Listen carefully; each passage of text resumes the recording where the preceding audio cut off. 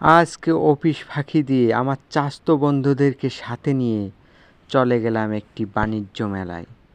বাণিজ্য মেলায় যাওয়ার পরে ও মারে মা দেখি কপত কপতি আরও কতজন যে আছে এই মেলায় আমার ধারণার বাহিরে।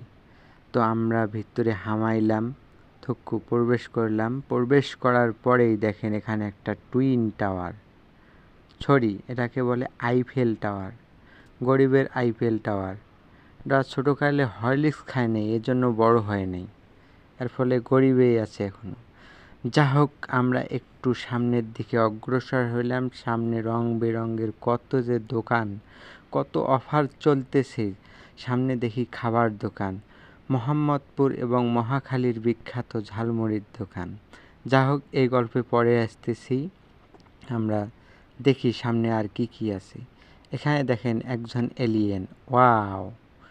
তো তারপরে ঢুকে গেলাম আমি একটি মাটির তৈজসপত্রের দোকানে, যেখানে সারি সারিভাবে সাজানো আছে অসাধারণ, marvellous, nice, fantastic, very good রকমের অনেক হাঁড়ি পাতিল, খেলনা সহ শুরু করে মাটির যাবতীয় উপাদান। যা হোক, এসব আমি ভিডিও করতেছি। অবশ্য আমি ওই দোকানদার চাচার অনুমতি নিয়েই ভিডিও করতেছি, যেন উনি গালমন্দ না করেন বা কোনো কিছু না বলেন। এই শর্ট দেখি। যা হোক, এক মহিলা আমার সাথে আছে। আমি সামনের দিকে এগিয়ে যাচ্ছি। এগুলো কি? ও মায়া গো মা! এগুলো মনে হয় যে পায়ের তালুতে ঘষা মারে। এটাই একদিন কোনো এক ভিডিওতে দেখছিলাম। আমি কিন্তু এই কাপগুলোই নিয়েছি। এই একটা কাপের দাম 50, সাথে একটা পিস ফ্রি দেওয়ার পরেই ওনারা 100 টাকা করে রেখে দিচ্ছে। ফ্রিও দিচ্ছে, আবার 100 টাকা। বুঝেন তাহলে কী রকমের।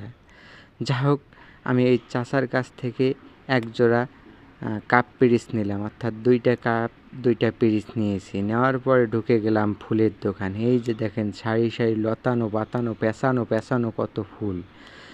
এই ফুলগুলো দেখে আমার তো লোভ সামলাইতে পারতেছি না। আজকে যদি আমি আমার বউকে এই ফুল গিফট করি তাহলে বুঝেন। তারপরে সোজা চলে গেলাম সেই ঝালমুড়ির দোকানে, যেখানে আপনার পিছনে ফেলে এসে রেখেছি। আমার চাস্তো বন্ধুদেরকে 4টা ঝালমুড়ি পিরিচে করে দিলাম। তারপরে যখন ঝাল লাগছে, কিচ্ছু করার নাই, চলে গেলাম শরবতের দোকানে। কিন্তু আমি বুঝতেছি না এটা কি ওয়াসার পানি নাকি শরবতের দোকান। স্বাদ আছে নাকি? এই খেয়ে দেখতো স্বাদ আছে নাকি। আমি চলে গেলাম মালাই চায়ের দোকানে। অসাধারণ, marvellous, nice, fantastic, very good, বেসম্ভব রকমের সুন্দর হয়েছে এই চা। যা হোক, তারপরে সন্ধ্যা নেমে এসেছে। আমরা চলে গেলাম একটি ছোট্ট রেস্টুরেন্টে। সেখানে হালকা ব্রেকে আমরা নাস্তা করলাম। নাস্তা করার পর দেখি আবার সামনে নিয়ে আসলো বড এবং হালিম। অনেক স্বাদ হয়েছে, বেসম্ভব রকমের স্বাদ, আপনাদেরকে খেয়ে বুঝাইতে পারবো না। আবার চলে গেলাম এই ফুলের দোকানে যাওয়ার পর